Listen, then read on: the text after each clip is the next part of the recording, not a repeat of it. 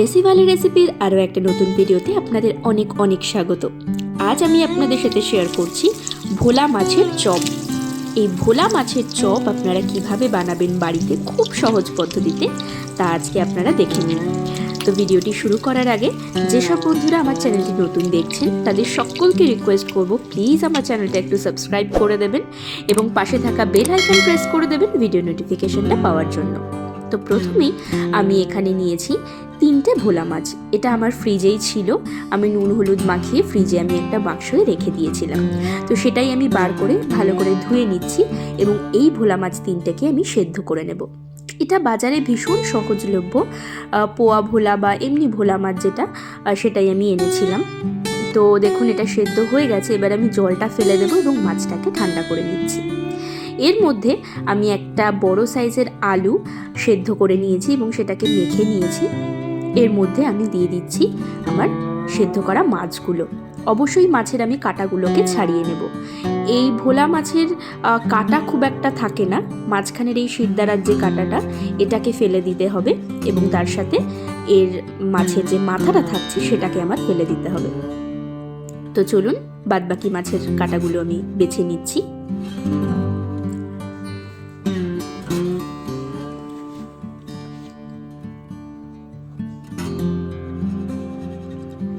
এবার খুব ভালো করে মাছের সাথে এই সেদ্ধ করা যে আলুটা সেটা আমি মেখে নিয়েছি। এরপরে আমি দিয়ে দেব একটা বড় সাইজের পেঁয়াজ কুচি। আমি এখানে নিয়েছি 3 থেকে 4টে লঙ্কা কুচি। আপনারা আপনাদের স্বাদ অনুসারে কিন্তু ঝালটা ব্যবহার করবেন। এবার আমি 4 থেকে 5 কোয়া রসুন আমি গ্রেটারের সাহায্যে গ্রেট করে দিচ্ছি। আপনারা এখানে রসুন বাটাও কিন্তু ব্যবহার করতে পারেন। এর সাথেই নিয়েছি আমি 1 ইঞ্চি মতো একটা আদার টুকরো, সেটাকে আমি একইভাবে গ্রেটারের সাহায্যে গ্রেট করে দিচ্ছি। এরপর আমি দিয়ে দিচ্ছি গোলমরিচের গুঁড়ো, স্বাদ মতো লবণ এবং পরিমাণ মতো হলুদ গুঁড়ো। এখানে আমি নিয়েছি 2 চামচ ব্রেড ক্রাম্বস, যাতে এই মিশ্রণটা ঠিকঠাক মতো করে মাখা হয় বা বাইন্ডিংয়ের জন্য। তো এবার সমস্ত উপকরণগুলো আমি খুব ভালো করে মেখে নিচ্ছি। এই মাখাটা হবে ঠিক আমরা যেরকম রুটির সময় আটা মাখি সেরকমই। তো এই সময় আমি 2টো ইনগ্রিডিয়েন্টস মিস করে গেছিলাম, সেটা হচ্ছে 1 টেবিল চামচ ভিনিগার এবং 1/2 টেবিল চামচ সোয়া সস। এই দুটো আমি দিয়ে খুব ভালো করে মিশিয়ে নিচ্ছি। তো আমার মাখতে মাখতে মনে হলো যে আরেকটু বোধহয় ব্রেড ক্রাম্বস লাগবে, তো তাই জন্য আমি আরও 1 টেবিল চামচ ব্রেড ক্রাম্বস এখানে অ্যাড করে নিয়েছি।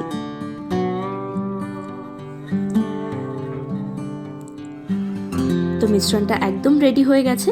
এবার আমি এই মিশ্রণটার থেকে ছোট ছোট করে বল করে নিচ্ছি। এবার এই বলগুলোকে নিয়ে আমি এবার চপের শেপ দেব। দেখুন কিছুই না, 2টো হাতের তালুর ভিতরে রেখে হালকা একটু চাপ দিয়ে একটা চ্যাপ্টা গোল শেপ করে নিয়েছি আমি।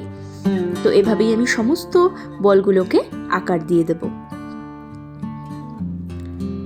এরপরে আমি নিয়েছি ব্রেড ক্রাম্বস। একটা প্লেটের মধ্যে ব্রেড ক্রাম্বস নিয়ে আমি গড়ে রাখা যে চপগুলো সেগুলোকে প্রথমে আমি আগে ড্রাই কোটিং করে নিচ্ছি।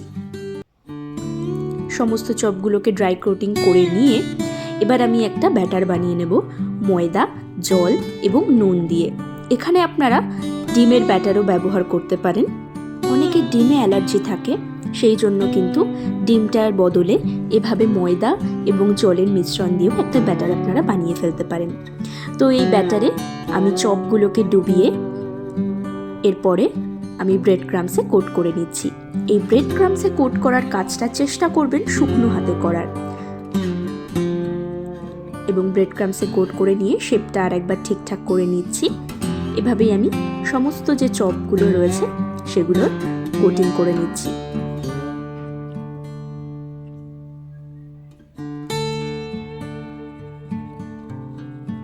সমস্ত চপগুলো কোট করা হয়ে গেছে। আমি 3টে ভোলা মাছ দিয়ে প্রায় 10 থেকে 11টা মতো চপ কিন্তু তৈরি করতে পেরেছি। তো এরপর আমি গ্যাসে একটা প্যান বসিয়ে সেখানে আমি সাদা তেল গরম করে নিচ্ছি। তেলটা বেশ গরম হয়ে গেছে। একে একে আমি চপগুলো ছেড়ে দেবো ফ্রাই করার জন্য। এখানে আপনারা চাইলে পুরো ডুবো তেলেও ভাজতে পারেন, কিন্তু দেখতেই পাচ্ছেন আমি এখানে পুরো কিন্তু ডুবো তেলে ভাজিনি, হাফ চপগুলো ডুবে রয়েছে এমনভাবে আমি তেলটা দিয়েছি। এক সাইড গোল্ডেন ব্রাউন হয়ে যাওয়ার পরে আমি আরেকটা সাইড উল্টে দিচ্ছি ভাজার জন্য।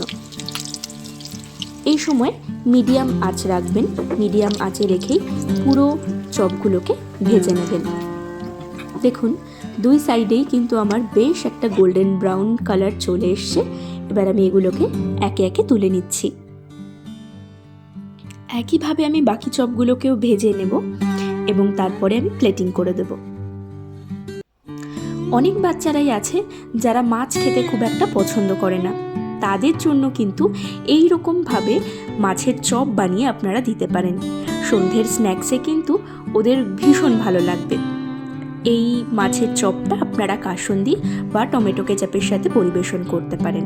আমি এখানে টমেটো কেচাপ দিয়ে পরিবেশন করেছি। আপনাদের এই রেসিপিটা কেমন লাগলো কমেন্ট করে কিন্তু অবশ্যই জানাবেন। ভালো লাগলে একটা লাইক করে দেবেন, আর চ্যানেলটা সাবস্ক্রাইব করতে কিন্তু একদম ভুলবেন না। দেখা হবে আবার নতুন কোনো ভিডিওতে। ততক্ষণে সকলে খুব ভালো থাকবেন, সুস্থ থাকবেন।